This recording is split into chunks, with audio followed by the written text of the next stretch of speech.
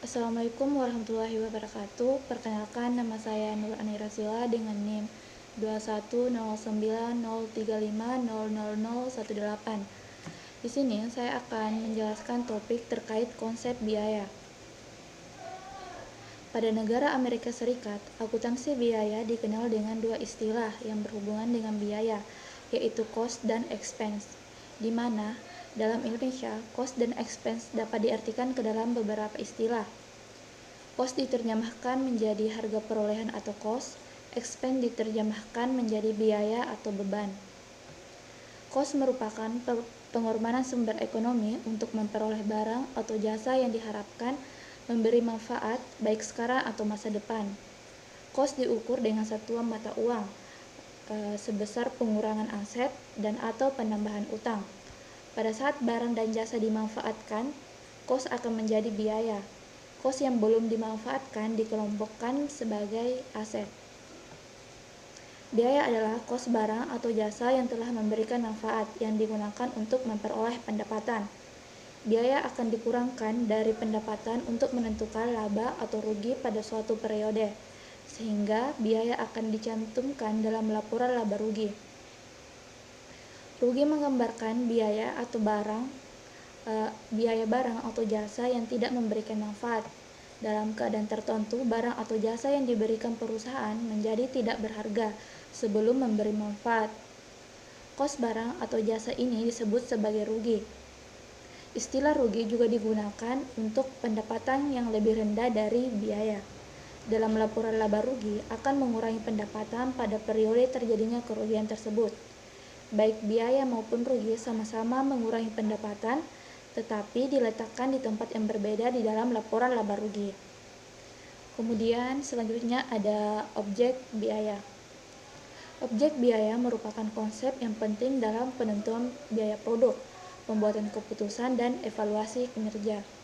Objek biaya untuk penentuan biaya produk biasanya dibahas dalam buku akuntansi biaya, sedangkan objek biaya dalam penentuan keputusan biasanya dibahas di dalam buku akuntansi manajerial.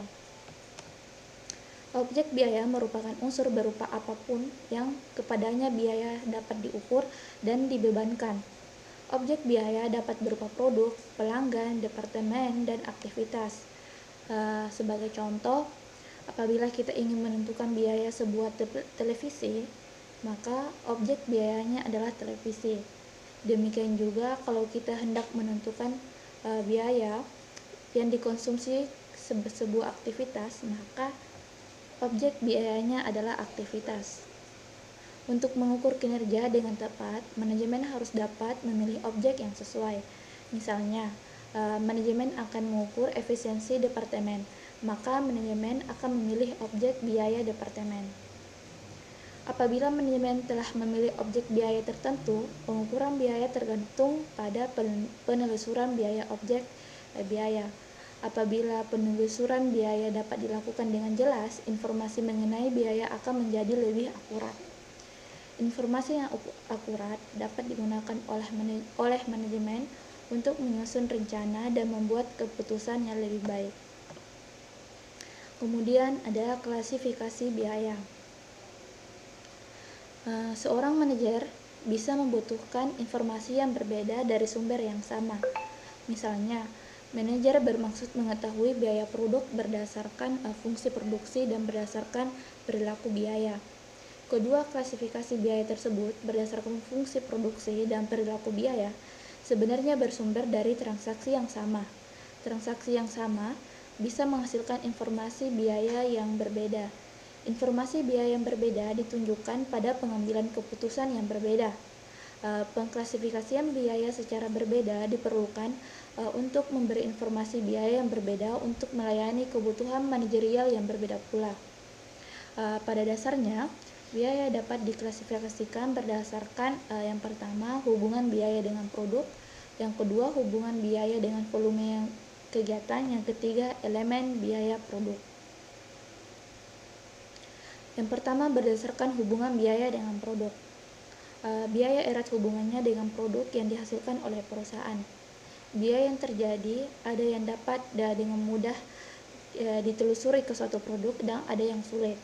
Berdasarkan hubungannya dengan produk, biaya dapat dikelompokkan menjadi dua, yaitu biaya langsung dan biaya tidak langsung.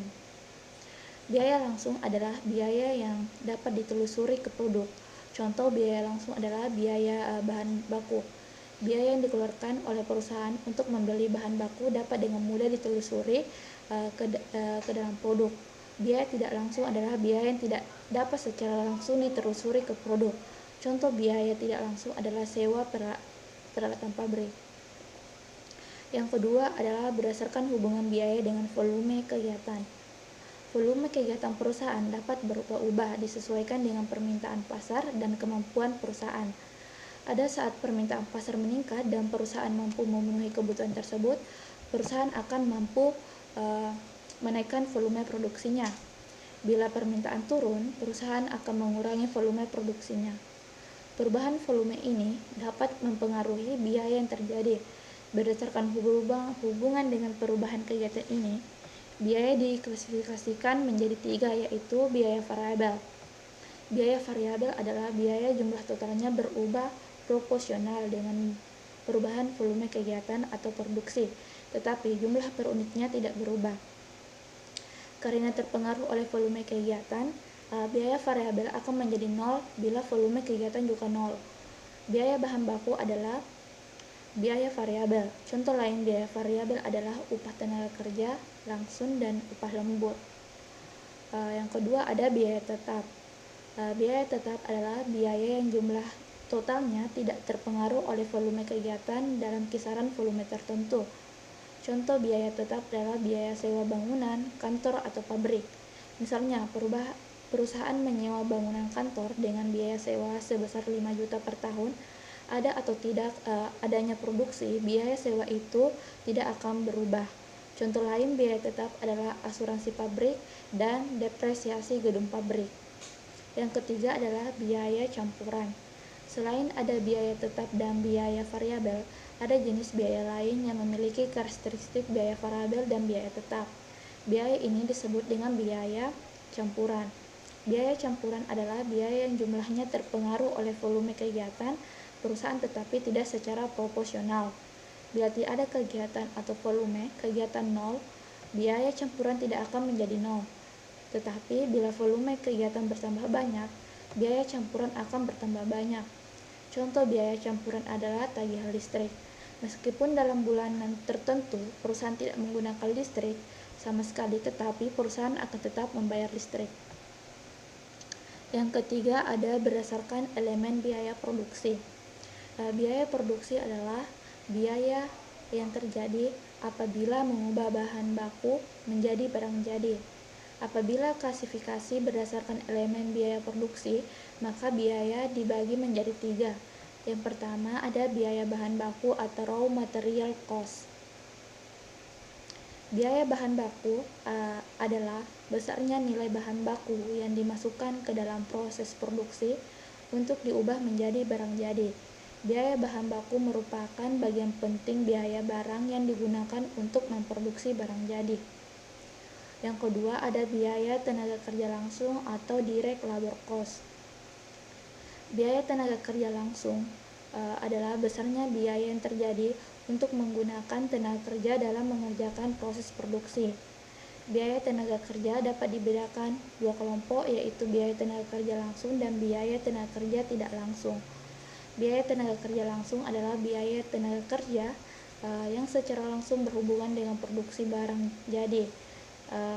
Sedangkan biaya tenaga kerja tidak langsung adalah upah atau gaji tenaga kerja yang tidak berhubungan langsung dengan produksi barang jadi. Yang ketiga ada biaya overhead pabrik. Biaya overhead pabrik adalah biaya-biaya yang terjadi pabrik selain biaya bahan baku maupun biaya tenaga kerja langsung. Biaya bahan penolong dan biaya tenaga kerja tidak langsung adalah biaya overhead pabrik. Biaya overhead pabrik adalah sewa pabrik, depresiasi peralatan pabrik, dan asuransi pabrik. Biaya overhead pabrik sulit ditelusuri ke suatu produk. Baik, itulah penjelasan dari saya. Sekian dan terima kasih. Wassalamualaikum warahmatullahi wabarakatuh.